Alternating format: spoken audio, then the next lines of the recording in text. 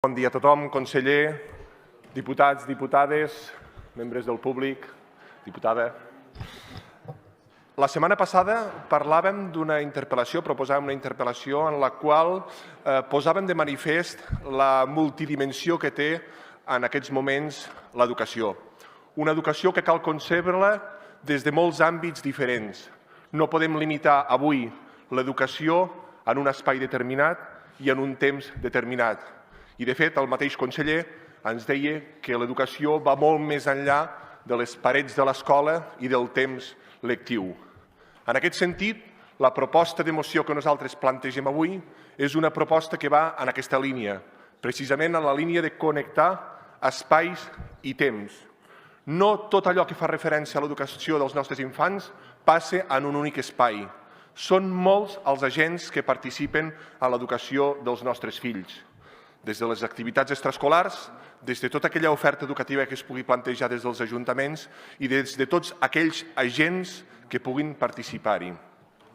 Per aquest motiu, la moció que plantegem avui, el primer punt inclou la necessitat de dur a terme aquests plans educatius d'entorn. Uns plans educatius d'entorn que van més enllà dels que fins al moment s'havien plantejat i en aquest moment el Departament el que planteja uns plans educatius d'entorn que vagin del 0 als 20 anys, perquè nosaltres entenem que durant aquesta etapa, com a societat, com a departament, com a polítiques del govern, el que hem d'aconseguir és que tothom surti del sistema educatiu amb un certificat o amb un títol educatiu.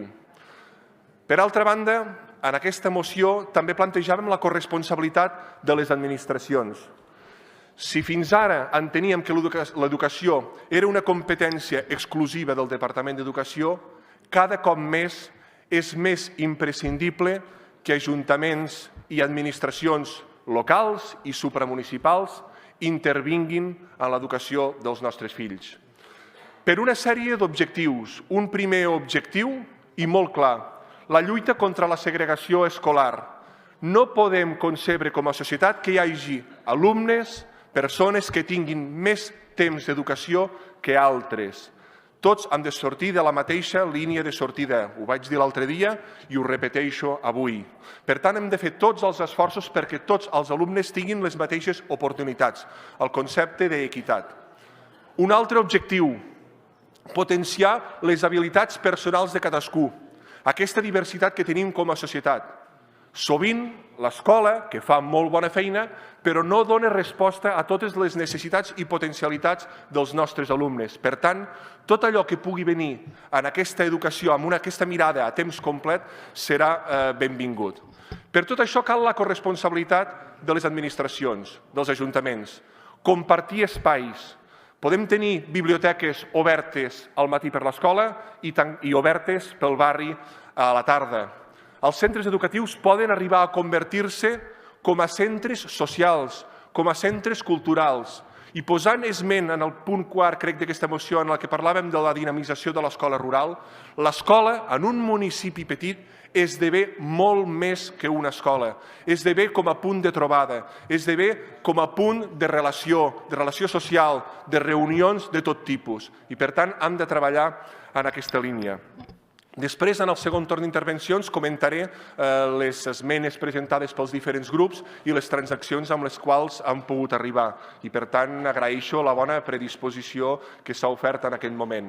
Per tant, reivindicar aquesta mirada en un ecosistema educatiu, aquesta mirada a temps complet, aquesta mirada per tal que l'educació vagi més enllà de la línia de l'escola.